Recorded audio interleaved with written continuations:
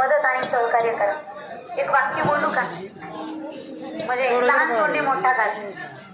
इथं आलेल्या प्रत्येकाला तुम्ही मोठे मोठे गुलके खार, मला वाटतं 1000 रुपयापर्यंत तरी होता, बरोबर आहे का? एक एक खार सांगा बरं मला. पुस्तक दप्तरांचं आणि गणिताचं वा वा.